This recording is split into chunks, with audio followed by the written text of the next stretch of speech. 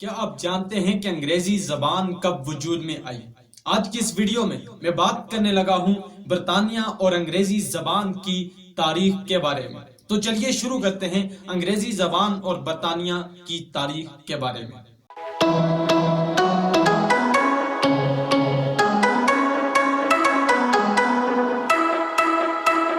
یہ تو آپ جانتے ہوں گے کہ اردو زبان جو لشکری زبان کا لفظ ہے، جو بہت سی زبانوں سے مل کر وجود میں آئی ہے، اسی طرح انگریزی زبان بھی کوئی ایک زبان نہیں ہے، بلکہ یہ بھی کئی سو سالوں کی جنگوں اور برطانیہ کے اوپر کئی قبیلوں کی حکمرانی کے نتیجے میں یہ وجود میں آئی ہے۔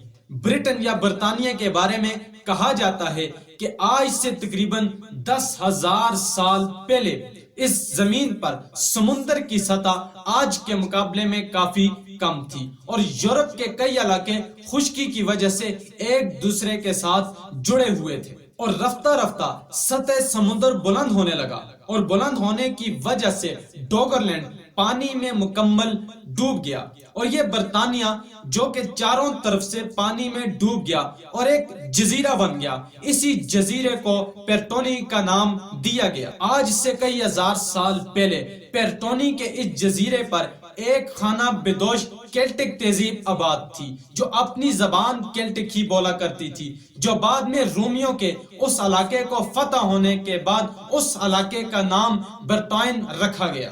رومن کیونکہ لاطینی زبان بولا کرتے تھے اور اس طرح انہوں نے وہاں پر اس علاقے میں برطانیہ میں لاطینی زبان کو رائج کر دیا اور اسی طرح وہاں کے لوگوں کو لاطینی زبان ہی سیکھنا پڑی۔ 300 سال تک رومیوں کے اس علاقے پر حکمرانی کے بعد جب ان کی پکڑ اس علاقے پر کمزور ہو گئی تو انہوں نے اپنی توجہ اس علاقے سے ہٹا دی۔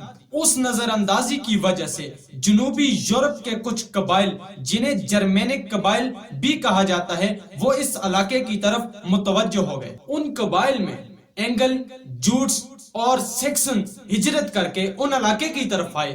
ان کا مقصد لوٹ مار تھا۔ کیلٹک کو شکست دینے کے بعد وہ وہیں پر آباد ہو گئے۔ جب ان لٹیروں نے برطانیہ کے اوپر حکمرانی شروع کر دی تو انہوں نے کیلٹک زبان کو اپنی زبان اینگلو سیکسن اور اولڈ انگلش میں تبدیل کر دیا۔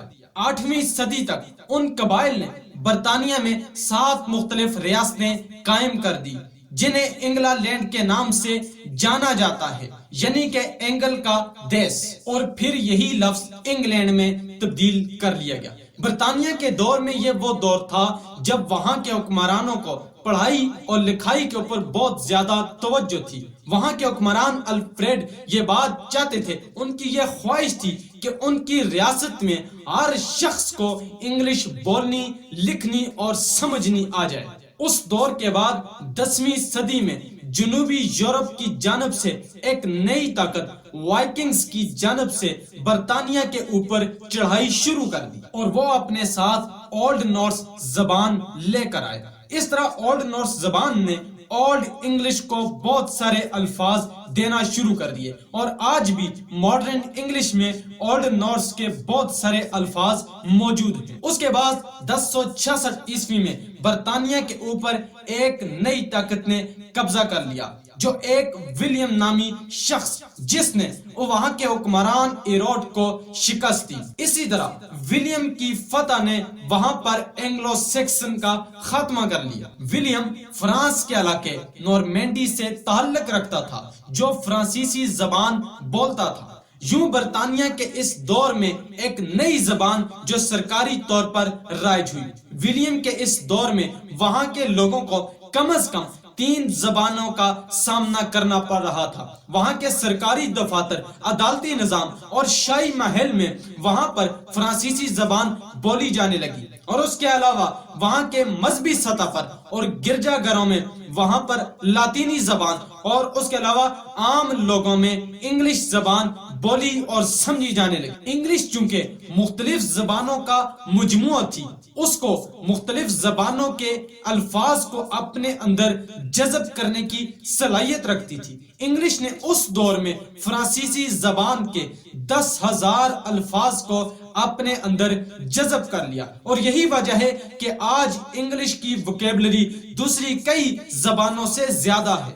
زبان کے اس ارتقاء میں انگلش کے لیے روشن دور 1440 میں پرنٹنگ پریس کی ایجاد کے بعد شروع ہوا، جس میں وہاں کے ادبی کاموں میں اور خصوصاً شیکسپیئر نے انگلش میں ایک نئی روح پھونکی۔ شیکسپیئر کے بارے میں کہا جاتا ہے کہ اس نے انگلش زبان کو وہ الفاظ دیے جو پہلے موجود نہیں تھے۔ یوں اس طرح مختلف زبانوں کے مجموعے سے سامنے آنے والی زبان مضبوط سے مضبوط ہونے لگی۔